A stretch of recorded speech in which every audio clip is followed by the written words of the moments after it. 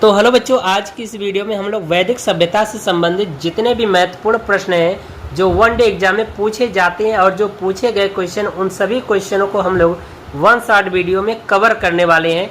तो प्यारे बच्चों, आपसे रिक्वेस्ट है कि यदि आप हमारे यूट्यूब चैनल पर नए आए होंगे तो चैनल को सब्सक्राइब कर लीजिए, वीडियो पूरा देखिए। वीडियो यदि आपको पसंद आती है तो वीडियो को लाइक करिए और साथ ही साथ चैनल को सब्सक्राइब करना न भूलिएगा। तो चलिए बिना किसी देरी के आज की वीडियो को शुरू करते हैं। तो प्यारे बच्चों, यहाँ पर देख रहे हो कि वैदिक सभ्यता लिखी गई है। तो प्यारे बच्चों, जो वैदिक सभ्यता है इसको दो भागों में बांटा गया। पहला जो सभ्यता होती है आपका ऋग वैदिक काल, ठीक है, और दूसरा जो होता है उत्तर वैदिक काल, ठीक है। तो प्यारे बच्चों, ऋग वैदिक काल और उत्तर वैदिक काल से संबंधित जितने भी क्वेश्चन हैं उन सभी क्वेश्चनों को हम लोग और उनके आंसर को एक साथ यहाँ पर देखने वाले हैं, ठीक है।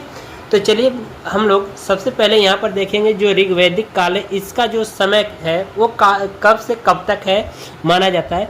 तो प्यारे बच्चे, जो ऋग वैदिक काल है इसका जो समय 1500 से 1000 ईसा पूर्व तक माना गया है, या फिर 1500 से 900 ईसा पूर्व। जो एग्जैक्ट जो होता है प्यारे बच्चे, यही हमें कन्फर्म है, यही माना जाता है कि जो ऋग वैदिक काल का जो समय है वो 1500 से 1000 ईसा पूर्व माना गया है, ठीक है।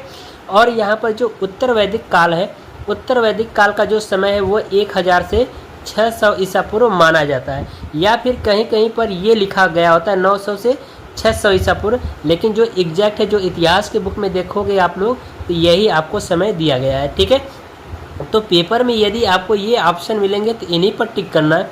यदि ये क्वेश्चन ऑप्शन यानी कि क्वेश्चन में ये ऑप्शन नहीं मिल रहे हैं दोनों, तो यदि ये मिल रहे हैं तो इन दोनों को टिक कर लेना है, ठीक है। यदि आपके अगर उत्तर वैदिक काल का अगर समय पूछा जाए तो अगर ये ऑप्शन में तो यही लगाइएगा, यदि ये ऑप्शन में नहीं मिल रहा है, यदि ये मिल रहा है तो इसको करिएगा, ठीक है। उसी तरह से ऋग वैदिक काल का अगर समय पूछा जाए तो 1500 से 1000 ईसा पूर्व माना जाता है, ठीक है, जो कि इतिहास के बुक में आप देखिएगा, एनसीईआरटी में ये आपको मिलेगा, ठीक है।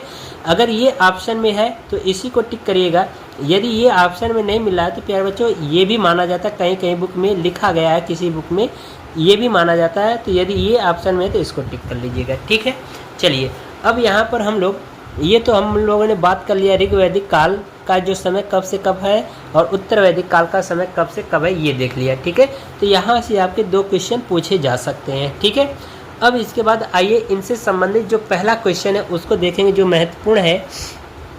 पहला जो क्वेश्चन है प्यारे बच्चे यहाँ पर कि आर्यों ने सर्वप्रथम अपना निवास स्थान कहाँ बनाया, ठीक है। तो आर्यों ने सबसे पहला जो अपना निवास स्थान पंजाब बनाया, अफगानिस्तान बनाया, तिब्बत बनाया और मध्य एशिया को भी बनाया था, ठीक है। तो ये आपको ध्यान रखना है। फिर इसके बाद कहा जा रहा है कि आर्यों द्वारा विकसित सभ्यता, ठीक है, आर्यों द्वारा जो विकसित सभ्यता थी वो कैसी थी, ग्रामीण सभ्यता थी, ठीक है, ये आपको ध्यान रखना है। और यहाँ पर कहा जा रहा है कि आर्यों की भाषा थी, यानी कि इस समय यानी वैदिक सभ्यता में जो रहने वाले जो व्यक्ति थे उनका वो कौन सी थे, आर्य लोग थे, ठीक है। और वो आर्य लोगों की जो मुख्य भाषा थी वो क्या थी, संस्कृत थी, ठीक है। तो ये इंपॉर्टेंट क्वेश्चन आपके एग्जाम में पूछा गया कई बार है ये क्वेश्चन कि आर्यों की प्रमुख भाषा क्या है, तो संस्कृत है, ठीक है, ये आपको ध्यान रखना है। फिर इसके बाद देखिए कहा जा रहा है समाज की सबसे छोटी इकाई कौन था, यानी कि समाज की सबसे छोटी इकाई क्या है, तो परिवार या कुल, ठीक है। यदि ऑप्शन में परिवार है तो परिवार को लगाइएगा, यदि ऑप्शन में आपके मिलेगा कुल तो कुल को लगाइएगा। सबसे पहला जो समाज की सबसे छोटी जो इकाई होती है कुल होती है, कुल को मिलाया जाता है तो परिवार बनता है, परिवार को मिलाया जाए तो एक घर एक गांव बनेगा, ठीक है। और इसी तरह से मिलाकर के क्या होता है, समाज का निर्माण होता है, ठीक है। तो समाज की सबसे छोटी इकाई कुल है या फिर परिवार, ठीक है। तो आप परिवार को भी कह सकते हो, कुल को कह सकते हो, ठीक है। अब आगे देखिए कहा जा रहा है कि यत्री नाम किसके लिए प्रयोग किया जाता है, यानी कि जो यत्री नाम है किसके लिए प्रयोग किया जाता है, तो तीनों वेदों, कौन कौन सा वेद, ऋग्वेद, सामवेद और यजुर्वेद, इन तीनों वेदों को यत्री नाम भी प्रयोग किया जाता है, यत्री नाम से भी पुकारा जाता है, ठीक है। तो ये आपको ध्यान रखना है कि यत्री नाम किसके लिए प्रयोग किया जाता है, तीनों वेदों के लिए। यदि वेद का नाम पूछे तो ऋग्वेद, सामवेद और यजुर्वेद है, ठीक है। फिर इसके बाद आइए अगला क्वेश्चन देखेंगे। यहाँ पर 11वें नंबर का क्वेश्चन है, ठीक है। तो यहाँ पर देखिए इसमें कहा जा रहा है कि चारों वेदों में से किस एक में जादुई माया और वशीकरण का वर्णन है। यानी कि ये जो चारों वेद है, एक तो हमारा ऋग्वेद हो जा रहा है, एक सामवेद हो जा रहा है, एक यजुर्वेद हो जा रहा है, एक अथर्ववेद होता है। हमारे 4 वेद होते हैं। चारों वेदों के जो नाम है ऋग्वेद, सामवेद, यजुर्वेद और अथर्ववेद। तो उसी में पूछा जा रहा है कि चारों वेदों में से किस एक में जादुई माया और वशीकरण का वर्णन है। यानी कि चारों वेदों में से पूछ रहा है किस वेद में जादुई माया और वशीकरण का वर्णन मिलता है। तो प्यारे बच्चों अथर्ववेद में मिलता है, जिसका अर्थ होता है, यानी इस अथर्ववेद का जो अर्थ होता है जादू टोना। ठीक है, आपसे क्वेश्चन पूछा जा सकता है कि अथर्ववेद का अर्थ क्या होता है, तो जादू टोना होता है। या फिर आपसे पूछा जाए कि किन वेदों में जादुई माया और वशीकरण का वर्णन होता है, तो अथर्ववेद में होता है, और अथर्ववेद का अर्थ होता है जादू टोना। ठीक है, और इसी अथर्ववेद में प्यारे बच्चों चिकित्सा का अध्ययन भी मिलता है। ठीक है, यानी कि चिकित्सा का अध्ययन का प्रमाण कहाँ से मिलता है, वर्णन कहाँ से मिलता है, अथर्ववेद से ही मिलता है। ठीक है, तो ये भी आपसे क्वेश्चन पूछा जा सकता है कि चिकित्सा का अध्ययन किस वेद से मिलता है, तो अथर्ववेद से मिलता है। ठीक है, चलिए अगला नाम देखिए। अगला क्वेश्चन बहुत ही महत्वपूर्ण क्वेश्चन है प्यारे बच्चों, इसको आपको ध्यान रखना है, कई बार क्वेश्चन में पूछा गया है। ठीक है, इसमें कहा गया है कि महाभारत का मूल नाम क्या है। ठीक है, यानी कि जो हम लोग महाभारत जो देख रहे हैं, जो जानते हैं जिसके बारे में, जिसमें कौरवों और पांडवों के बीच में लड़ाई हुई थी, जो कि उसके जो मेन कार्यकर्ता जो थे कृष्ण को माना गया था। ठीक है, तो उसी जो महाभारत की जो लड़ाई हुई है, उस महाभारत का जो मुख्य नाम यानी मूल नाम क्या है, तो उसका नाम होता है प्यारे बच्चों जय संहिता। ये मोस्ट इम्पॉर्टेंट क्वेश्चन है, कई बार आपके एग्जाम में पूछा गया है कि महाभारत का मूल नाम क्या है, तो जय संहिता। ठीक है, इसको आपको ध्यान रखना है। ठीक है, आइए अगला क्वेश्चन देखिए। इसमें कहा जा रहा है कि भारतीय दर्शन के संस्थापक कौन थे, यानी भारतीय दर्शन के संस्थापक कौन थे, तो जैमिनी है। ठीक है, इंपॉर्टेंट क्वेश्चन, इसको आप ध्यान रखिएगा। आइए यहाँ पर देखिए, कह रहा है वर्ण व्यवस्था का सर्वप्रथम विवरण कहाँ से प्राप्त होता है, तो ऋग्वेद के 10वें मंडल से प्राप्त होता है। यानी कि वर्ण व्यवस्था का मतलब कि आपके जो चार जो वर्ण है, ठीक है, यानी कि ब्राह्मण, क्षत्रिय, वैश्य, शूद्र, इनका वर्णन या विवरण किस वेद से मिलता है, तो ऋग्वेद से आपको मिलता है। ठीक है, ये 4 वर्ण व्यवस्था थी। आपका क्या था, ब्राह्मण, ठीक है, ब्राह्मण था, क्षत्रिय था, ठीक है, क्षत्रिय, वैश्य और शूद्र। ठीक है, ये 4 वर्ण व्यवस्था है। ठीक है, तो इन चारों वर्ण व्यवस्था का जो प्रमाण या जो वर्णन किस वेद से मिलता है, तो ऋग्वेद से मिलता है। ये आपको ध्यान रखना है। ठीक है, और ऋग्वेद के कौन से मंडल में, 10वें मंडल में ये आपको वर्णन मिलेगा। ठीक है, तो चलिए अगला क्वेश्चन देखते हैं। अगला क्वेश्चन है बच्चों, इसमें कहा जा रहा है कि पारसियों का ग्रंथ क्या है। यानी कि पारसी एक समाज है, उसको कहा जा रहा है कि पारसियों का जो ग्रंथ है वो क्या है, तो जिंद अवेस्ता है। ठीक है, पारसियों का जो ग्रंथ है वो क्या है, जिंद अवेस्ता। ठीक है, जिंद अवेस्ता में अहुरमज्जा का वर्णन मिलता है। यानी कि जिंद अवेस्ता इनका एक ग्रंथ है। जैसे ईसाइयों का पवित्र ग्रंथ क्या होता है, बाइबिल होता है, और मुसलमानों का पवित्र ग्रंथ क्या होता है, कुरान। ठीक है, तो उसी तरह से पारसियों का भी एक ग्रंथ है, वो क्या है, जिंद अवेस्ता में कह रहा अहुरमज्जा का वर्णन मिलता है, जिसे असुरों का देवता कहा जाता है। ठीक है, यानी कि जिंद अवेस्ता में क्या होता है, इनका एक पारसियों का एक पवित्र ग्रंथ है जिसको जिंद अवेस्ता कहते हैं, और इस जिंद अवेस्ता में अहुरमज्जा, ठीक है, अहुरमज्जा का वर्णन मिलता है, और इस अहुरमज्जा को हम लोग यहाँ पर कहा जा रहा है जिसे असुरों का देवता कहा जाता है। ठीक है, तो ये आपसे क्वेश्चन पूछा जा सकता है कि पारसियों का ग्रंथ क्या है, तो जिंद अवेस्ता। और क्वेश्चन ये कहा जा सकता है कि असुरों का देवता किसे कहा जाता है, तो अहुरमज्जा को कहा जाता है। ये वर्णन कहाँ से मिलता है, पारसियों के ग्रंथ यानी जिंद अवेस्ता से प्राप्त होता है। तो ये काफ़ी इंपॉर्टेंट क्वेश्चन है बच्चों, इसको आप ध्यान रखिएगा। ये भी आपके रेलवे के एग्जाम में ये क्वेश्चन पूछा गया है। ठीक है, देखिए अगला क्वेश्चन, इसमें कहा जा रहा है कि ये भी काफ़ी इंपॉर्टेंट यहाँ पर लिखा गया है। कह रहा है कि ईरान से भारत में आर्यों के आने की सूचना किस अभिलेख से प्राप्त होता है। ठीक है, तो इसमें कह रहा है कि ईरान से भारत में आर्यों के आने की सूचना किस अभिलेख से प्राप्त होता है, तो कहा जा रहा है बोगज कोई अभिलेख से। ठीक है, यानी बोगज कोई अभिलेख से ये हमें प्राप्त होता है कि जो आर्य जो है हमारे भारत में कहाँ से आए थे, ईरान से आए थे।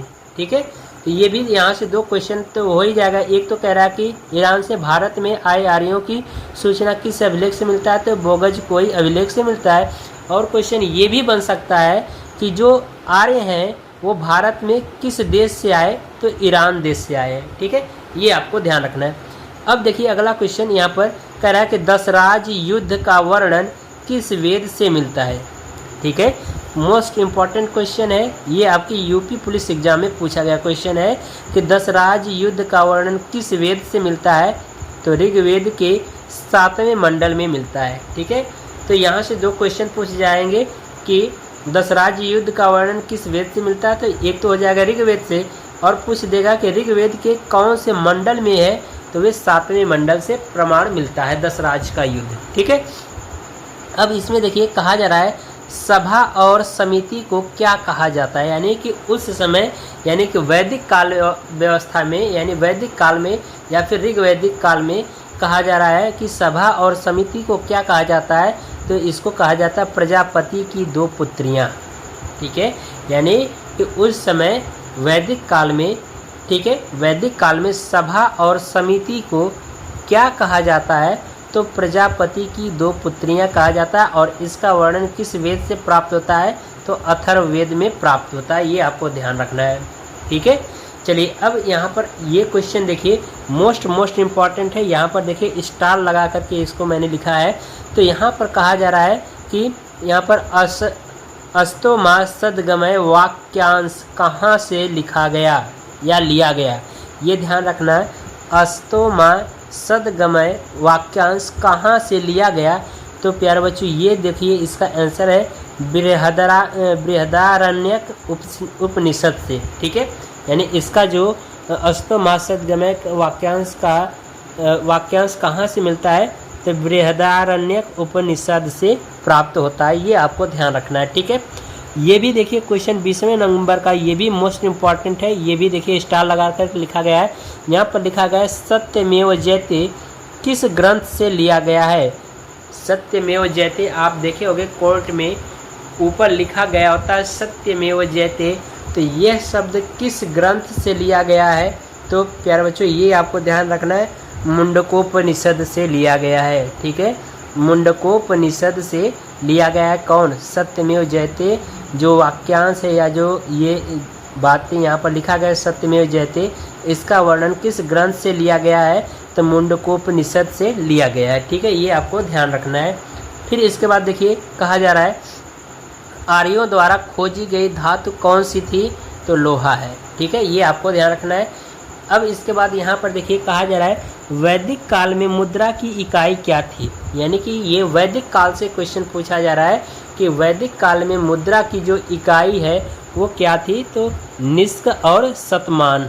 ठीक है, ये आपको ध्यान रखना है कि मुद्रा की इकाई क्या है, निष्क और शतमान है। ठीक है, अगला क्वेश्चन देखिए कहा जा रहा है गोत्र नामक संस्था का जन्म किस काल से हुआ है या किस काल में हुआ है, यानी कि गोत्र नामक संस्था किस काल से हुआ है, तो उत्तर वैदिक काल में हुआ था। यानी गोत्र जो हम लोग जो कुंडली दिखाया जाता है तो गोत्र मिलाया जाता है, इसकी बात किया जा रहा है कि गोत्र नामक संस्था का जन्म किस काल में हुआ, तो उत्तर वैदिक काल में हुआ है। ये इंपॉर्टेंट क्वेश्चन है। ठीक है, याद कर लीजिएगा। ठीक है, आइए अब हम लोग कुछ महत्वपूर्ण फैक्ट्स को देखते हैं। इसको भी देखिएगा, बहुत ही इंपॉर्टेंट क्वेश्चन यहाँ पर भी है।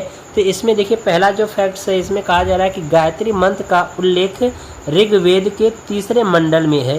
तो आपसे पूछा जा सकता है एग्जाम में कि गायत्री मंत्र का उल्लेख किस वेद से मिलता है, तो ऋग्वेद से मिलता है। यदि मंडल की बात किया जाए तो ऋग्वेद के 3रे मंडल में मिलता है।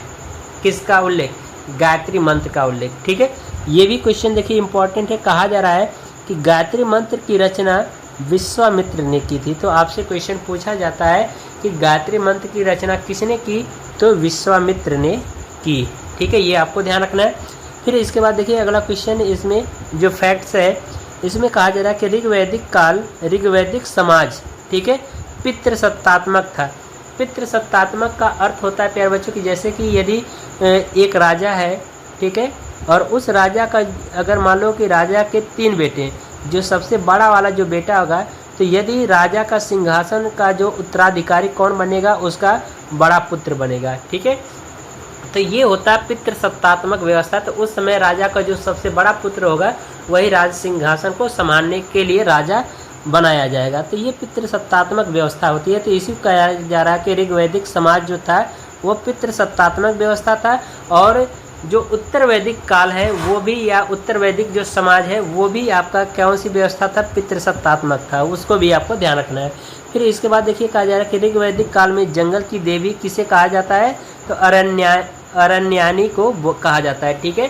तो ये भी आपको ध्यान रखना है कि ऋग्वैदिक काल में जंगल की देवी किसे कहा जाता है, तो अरण्यानी को, ठीक है, ये आपको ध्यान रखना है।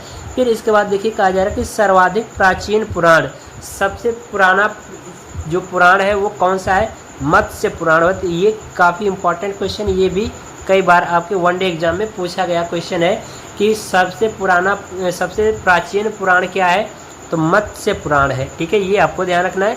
फिर इसके बाद देखिए एक क्वेश्चन और है लास्ट, इसमें कहा जा रहा है कि उत्तर वैदिक काल में प्रमुख देवता प्रजापति, ब्रह्मा, विष्णु एवं शिव थे। यानी कि उत्तर वैदिक काल के समय में जो उस समय के जो प्रमुख देवता थे वे कौन कौन थे, एक प्रजापति थे और एक ब्रह्मा, विष्णु और शिव, जिसे रुद्र नाम से भी जाना जाता है। तो ये उस समय काल के यानी उत्तर वैदिक काल के प्रमुख देवता प्रजापति, ब्रह्मा, विष्णु और शिव, ये चारों लोग माने जाते हैं, ठीक है। तो इस तरह से प्यारे बच्चों आज की जो हमारी वीडियो है वो कंप्लीट होती है। तो प्यारे बच्चों वीडियो यदि आपको पसंद आए तो वीडियो को लाइक करिए और साथ ही साथ चैनल को सब्सक्राइब कर लिए। मिलते हैं इसी तरह से अगली वीडियो में, तब तक के लिए गुड बाय, थैंक यू, जय हिंद बच्चों।